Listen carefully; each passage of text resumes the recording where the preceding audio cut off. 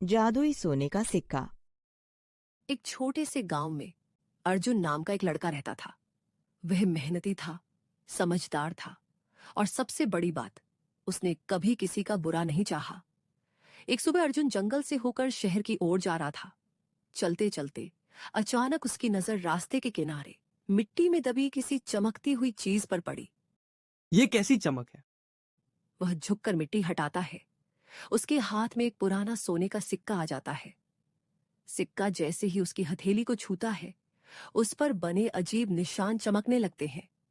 जिसके हाथ में मैं हूं उसकी सच्ची जरूरत पूरी होगी, लेकिन लालच करने वाला सब कुछ खो देगा। अर्जुन घबरा जाता है। कौन है? सामने आओ। चारों तरफ सिर्फ जंगल था, कोई नहीं। अर्जुन कुछ पल तक सिक्के को देखता रहा, फिर उसे अपनी जेब में रखकर शहर चला गया। शाम को जब वह घर लौटा तो उसकी माँ रसोई में खड़ी थी। अर्जुन, घर में सब्जी तो है, लेकिन आटा खत्म हो गया है। अर्जुन को अचानक जंगल वाली आवाज याद आई। उसने चुपचाप सिक्का निकाला और धीरे से कहा, अगर तुम सच में जादुई हो तो बस थोड़ा सा आटा मिल जाए। कुछ सेकंड तक कुछ नहीं हुआ। अर्जुन हल्का सा मुस्कुराया। लगता है मैं भी कैसी बातें सोचने लगा था।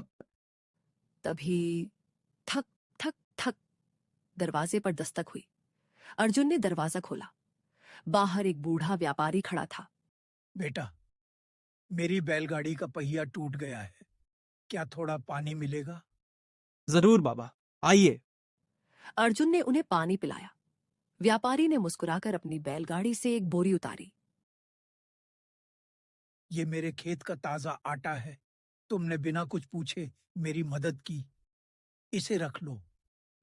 अर्जुन मना करता रहा, लेकिन व्यापारी नहीं माना। व्यापारी के जाते ही अर्जुन ने जेब में रखा सिक्का देखा। वह हल्का सा चमक रहा था।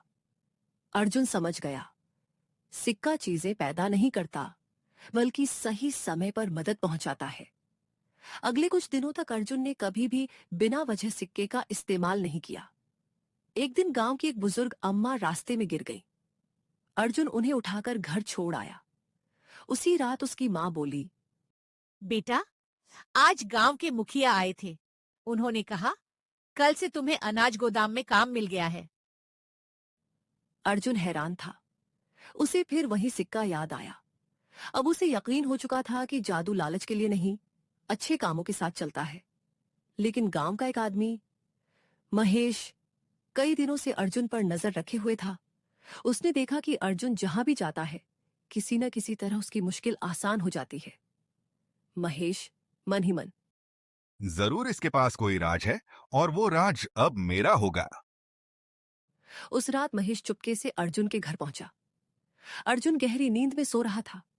महेश ने धीरे से उसकी जेब टटोली और जादुई सिक्का निकाल लिया। महेश हंसते हुए, अब देखता हूँ ये मेरे लिए क्या करता है। सुबह होते ही महेश अपने कमरे में गया। उसने दरवाजा बंद किया और सिक्का हाथ में लेकर बोला, मुझे सोने से भरे 10 संदूक चाहिए। कमरे में कुछ पल के लिए तेज रोशनी फैली। महेश खुशी से उछल पड़ा, लेकिन अगले ही पल रोशनी गायब हो गई।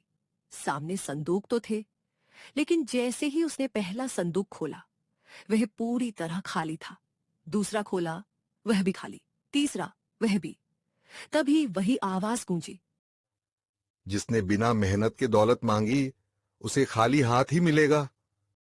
महेश गुस्से से चिल्लाया, अगर सोना नहीं तो मुझे पूरे गांव का सबसे ताकतवर आदमी बना दो। इस बार सिक्का बिल्कुल नहीं चमका, बल्कि उसके ऊपर बने सुनहरे निशान धीरे धीरे गायब होने लगे। आवाज फिर सुनाई दी, लालच करने वाले के हाथों में मेरा जादू हर पल कमजोर होता जाता है। महेश घबरा गया। उसे समझ आ गया कि उसने बहुत बड़ी गलती कर दी है। आगे की कहानी जानने के लिए फॉलो करें